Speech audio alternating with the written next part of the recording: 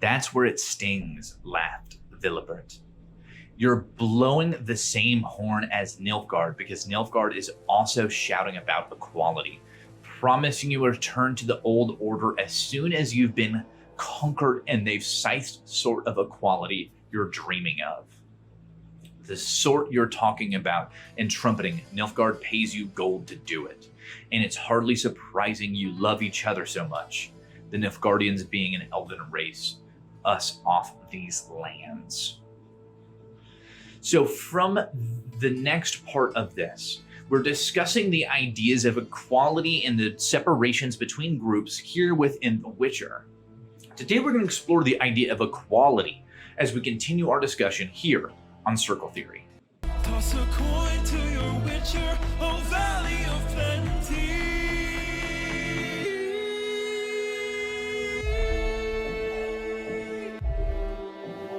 Here we're discussing equality within the work of The Witcher. We're looking specifically how different groups come to understand equal rights and how they are measured, and how The Witcher might be able to provide us with a lens for understanding this.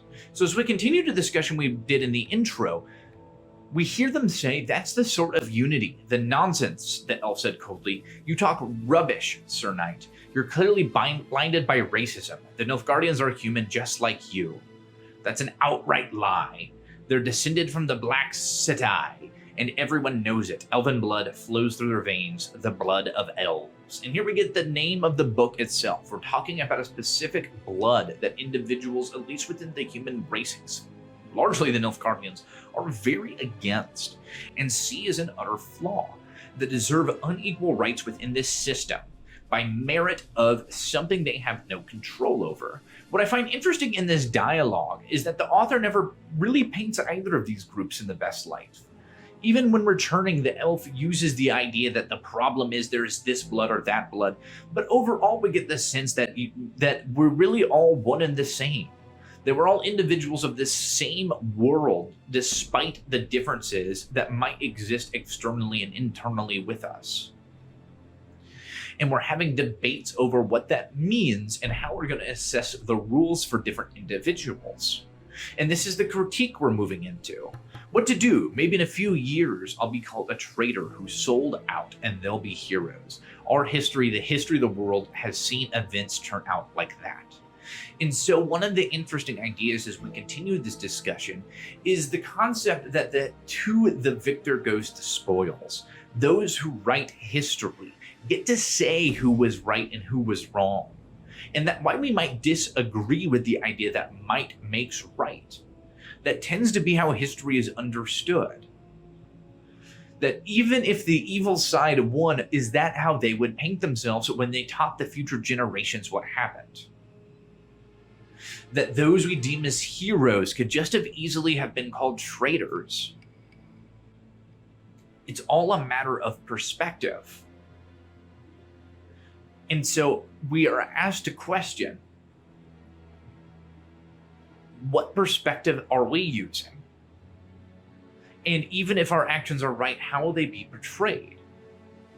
So we continue some of this as the text goes on. Elves who kill humans and die in battles themselves, Geralt says, you have to remain neutral. And Yarpen says you have to behave in such a way that you don't have to ask for forgiveness. What they're talking about is that in all of these feuds between different groups, they all get hurt. Everyone dies. Geralt's perspective, which I find to be very Scandinavian, is that to remain neutral. You have to behave in a way that doesn't ask for forgiveness. You did not act in a way that created pain on either side. This is the philosophy of the Witchers.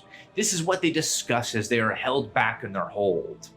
That from their perspective, they must remain neutral and choose not to take a side, no matter how easy it may seem. Understand?